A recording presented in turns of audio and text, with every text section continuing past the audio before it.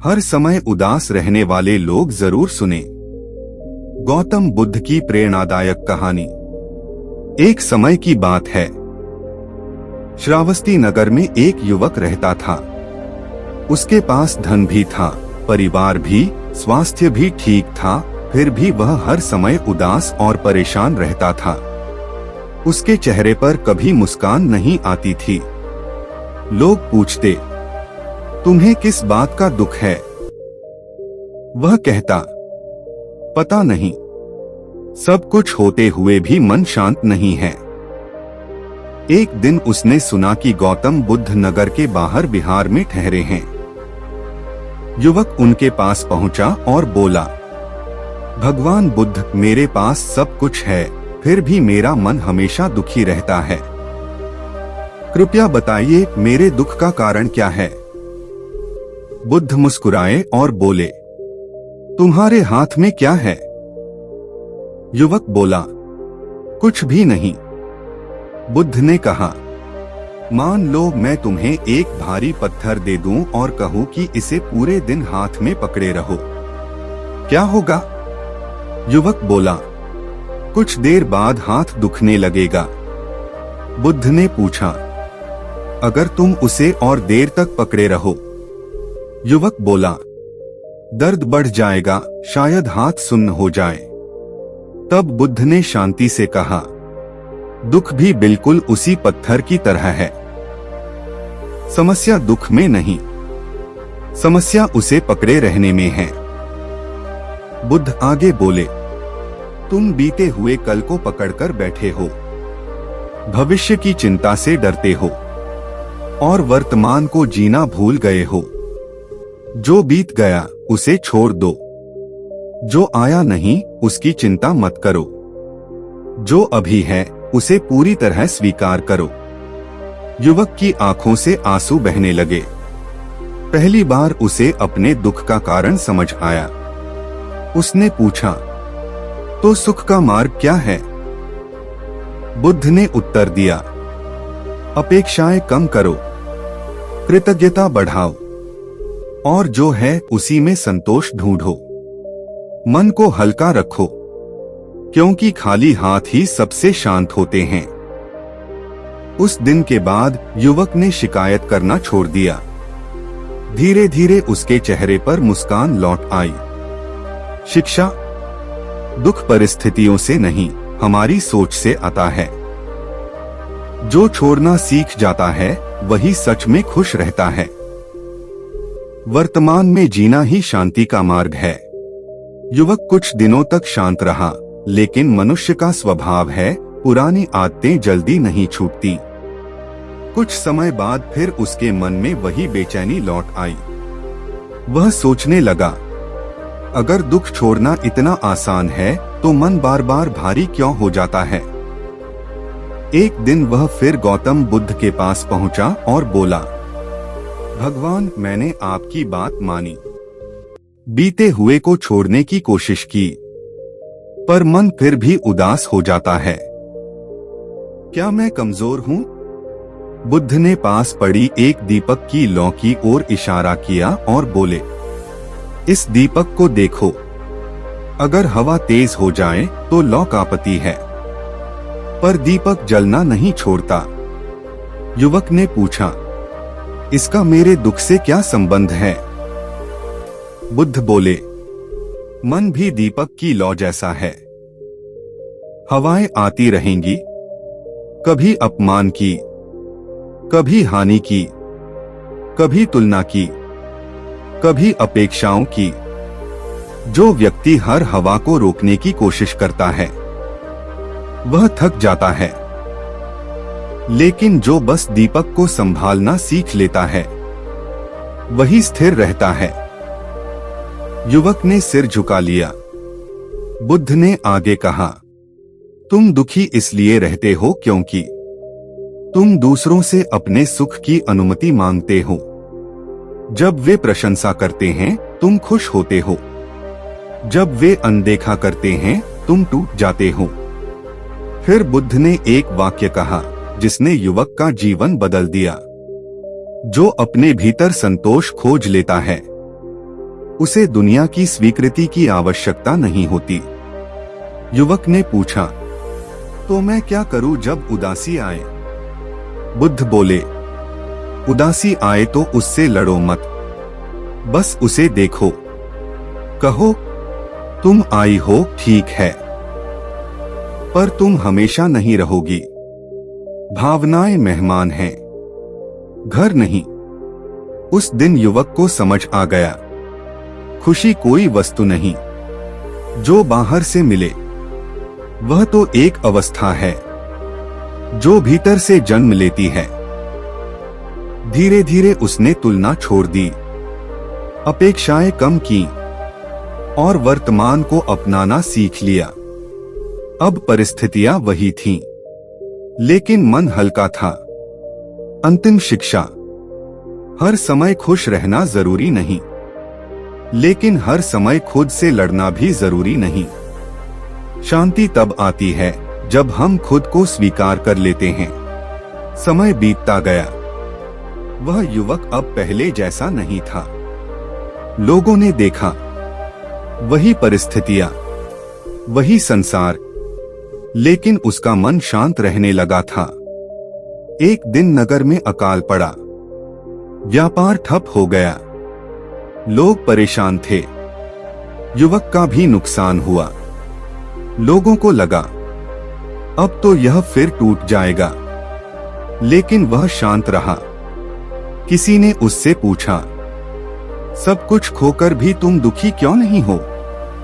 युवक मुस्कुराया और बोला, क्योंकि अब मैं जान गया हूं, मेरे पास जो था वह मेरा था ही नहीं, और जो चला गया वह भी मुझसे कुछ छीन कर नहीं गया। उसी शाम वह फिर गौतम बुद्ध के पास पहुंचा। इस बार प्रश्न नहीं था, केवल कृतज्ञता थी। बुद्ध ने पूछा, अब कैसा है तुम्हारा मन? युवक बोला, दुख आता है, लेकिन ठहरता नहीं। खुशी आती है, लेकिन घमंड नहीं लाती। बुद्ध ने भूमि से एक मुट्ठी रेत उठाई और बोले, यदि तुम इसे कसकर पकड़ोगे तो मुट्ठी दुखेगी और रेत भी गिर जाएगी। यदि हथेली खोल दोगे तो रेत भी रहेगी और हाथ को भी पीड़ा नहीं होगी। फिर बुद्ध ने अंतिम वचन कहा, जो जीवन को थामकर नहीं, समझकर जीता है, वही मुक्त होता है। उस दिन युवक ने बुद्ध को प्रणाम किया। वह किसी आश्रम में नहीं गया, संसार छोड़ा नहीं, लेकिन भीतर से बंधन टूट गया। अब जब कोई उदास व्यक्ति उससे मिलता, वह बस इतना कहता, दुख को आने दो, पर उसे अपना पता मत बनने दो। अंतिम संदेश, दुख जीवन का हिस्सा है, पहचान नहीं। जो छोड़ना सीख लेता है वही हल्का होता है। सच्ची शांति भीतर की समझ से आती है। कई वर्ष बीत गए, वह युवक अब स्वयं लोगों की सहायता करने लगा था। न कोई उपदेश, न कोई प्रवचन, बस उसका व्यवहार ही उसकी शिक्षा बन गया था। एक दिन एक बहुत ही उदास वृद्ध उसके पास आया। उसकी आंखों में निराशा थी और आवाज में थकान। वृद्ध बोला, बेटा, मैंने जीवन भर मेहनत की, पर अब न शरीर साथ देता है, न अपने लोग। मेरा जीवन व्यर्थ चला गया। युवक कुछ देर चुप रहा, फिर उसने वही प्रश्न पूछा जो कभी बुद्ध ने उससे पूछा था, क्या इस क्षण आप सांस ले पा रहे हैं? वृद्ध ने आश्चर्य से कहा, हाँ। युवक बोला, तो जीवन अभी समाप्त नहीं हुआ। हम जीवन को तब व्यर्थ कहते हैं जब हम उसे बीते समय से तौलते हैं। वृद्ध की आंखें भर आईं। युवक उसे लेकर नदी किनारे गया। नदी का बहता जल दिखाते हुए बोला, क्या यह पानी कल का है? वृद्ध बोला, नहीं। क्या यह कल का होगा? नहीं, युवक मुस्कुराया। फिर भी नदी बह रही है।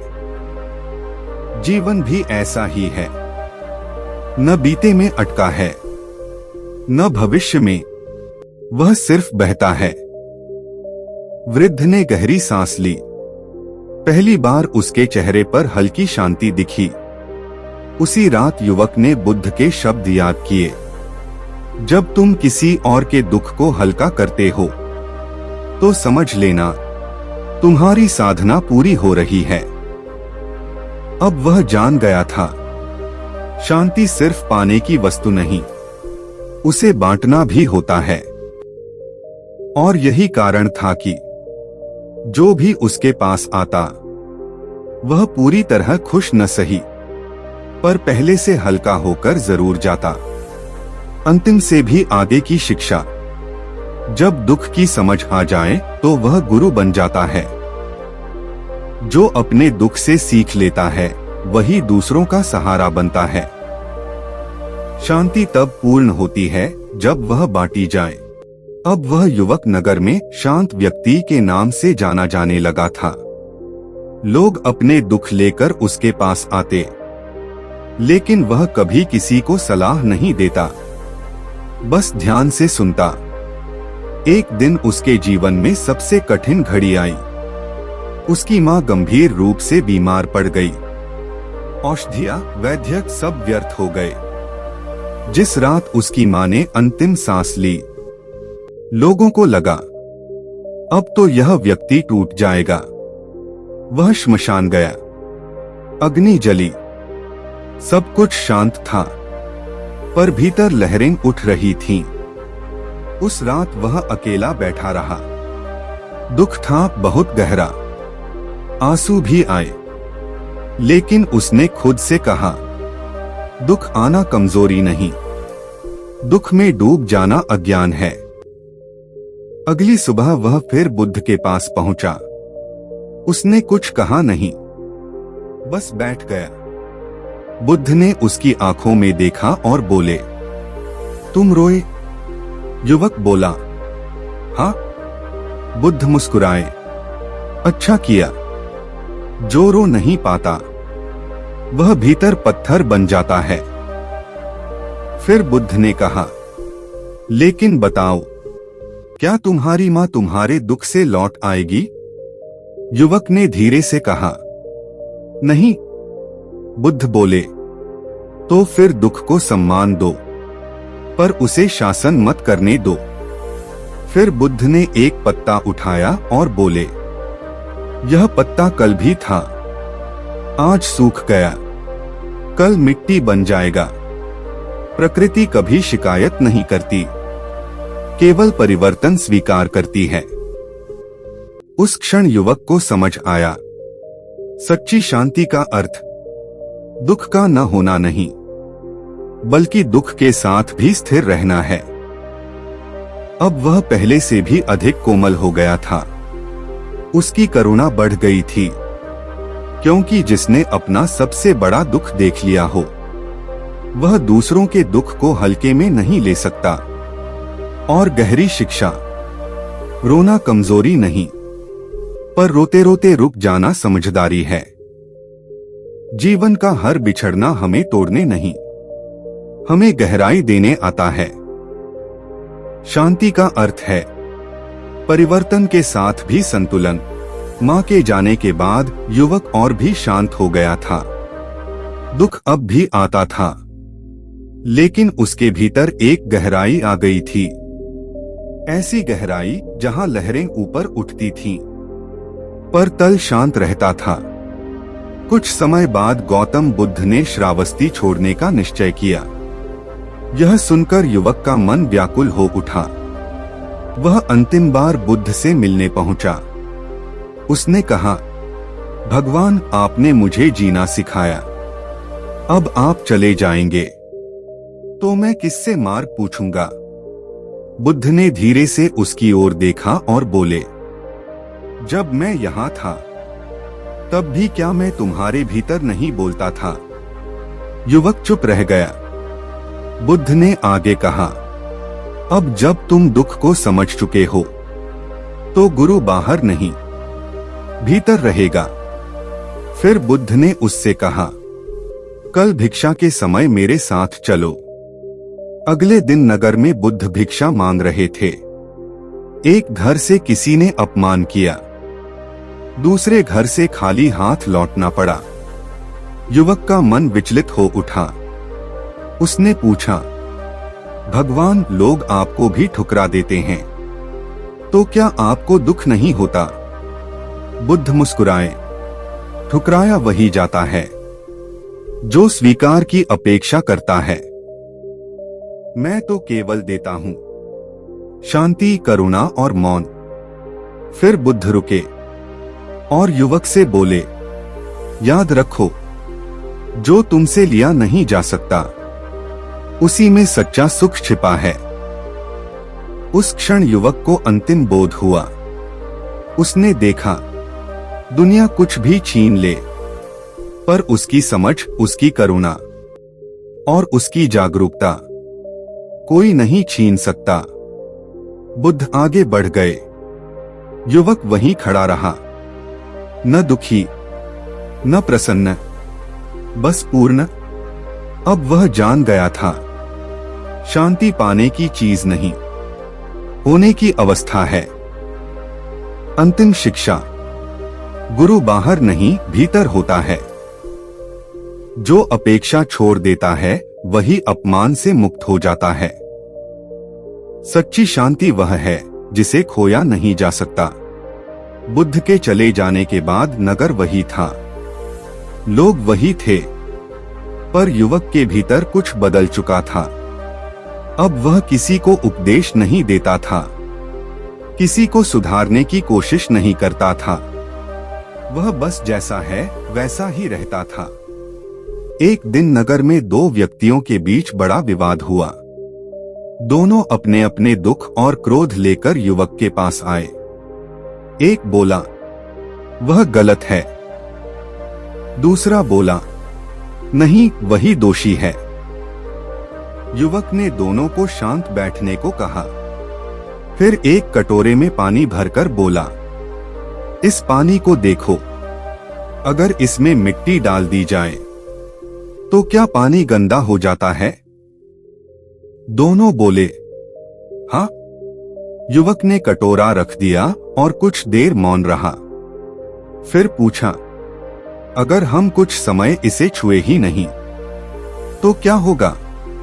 कुछ देर बाद मिट्टी नीचे बैठ गई और ऊपर का पानी साफ हो गया।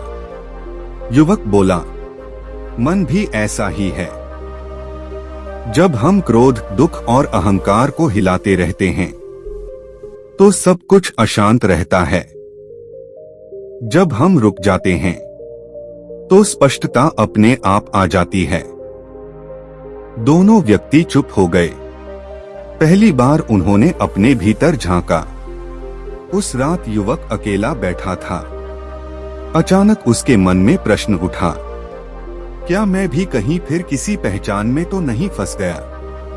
क्या शांत व्यक्ति कहलाना भी एक बंधन नहीं? उसी क्षण उसे बुद्ध के शब्द याद आए, जो स्वयं को भी छोड़ देता है वही वास्तव में मुक्त होता है। अगले दिन से उसने नाम, पहचान, प्रशंसा सबसे दूरी बना ली। वह सेवा करता रहा, पर यह सोचकर नहीं कि वह कुछ है। अब वह न दुख से डरता था, न सुख को पकड़ता था। कभी कभी वह हंसता, कभी मौन रहता, कभी आंसू भी आ जाते, पर भीतर कोई विरोध नहीं होता। और यही उसकी सबसे बड़ी साधना बन गई। और गहरी सीख, शांति भी अगर पकड़ ली जाए तो बंधन बन जाती है। जब मैं हल्का हो जाता है तभी जीवन सरल होता है। मौन सबसे ऊंची शिक्षा है। समय अब मायने नहीं रखता था। दिन आते जाते थे, ऋतुएं बदलती थीं, पर युवक के भीतर कोई जल्दबाजी नहीं थी। एक रात वह पीपल के वृक्ष के नीचे बैठा था। वही वृक्ष जिसके नीचे कभी गौतम बुद्ध ध्यान में बैठे थे। आकाश साफ था, हवा शांत थी और पहली बार उसके भीतर भी कोई प्रश्न नहीं था। न दुख का सवाल, न सुख की चाह, न मुक्ति की लालसा, बस श्वास आ जा रही थी। अचानक उसे अनुभव हुआ, जो वह जीवन भर खोज रहा था वह कभी खोया ही नहीं था। उसने देखा, दुख तब पैदा हुआ जब उसने चीजों को मेरा कहा। भय तब आया जब उसने भविष्य को पकड़ना चाहा। और उदासी तब बढ़ी जब उसने खुद से लड़ना शुरू किया। अब न पकड़ना था, न लड़ना था। उसकी आंखों से आंसू बहे, पर यह दुख के नहीं थे, ये समझ के थे। उसी क्षण उसके भीतर यह वाक्य उभरा, मैं जीवन से अलग नहीं हूं, मैं जीवन हूं। सुबह हुई, लोग उसे देखने आए। उन्होंने पूछा, अब तुम क्या करोगे? उसने उत्तर दिया, कुछ नहीं, जो होना है होने दूंगा। लोगों ने पूछा, तो क्या तुम ज्ञान को फैलाओगे? वह मुस्कुराया, सूरज को फैलाया नहीं जाता, वह बस उगता है। उस दिन के बाद वह व्यक्ति इतिहास में कहीं दर्ज नहीं हुआ। कोई ग्रंथ नहीं लिखा गया, कोई अनुयायी नहीं बने। लेकिन जो भी उसके पास आया वह थोड़ा कम भारी होकर लौटा। और यही बुद्ध की सबसे गहरी शिक्षा थी। अंतिम मौन संदेश, शांति कोई उपलब्धि नहीं, वह स्वाभाविक अवस्था है। जब खोज समाप्त होती है तब जीवन शुरू होता है। बुद्ध होना किसी नाम का नहीं, समझ का अनुभव है।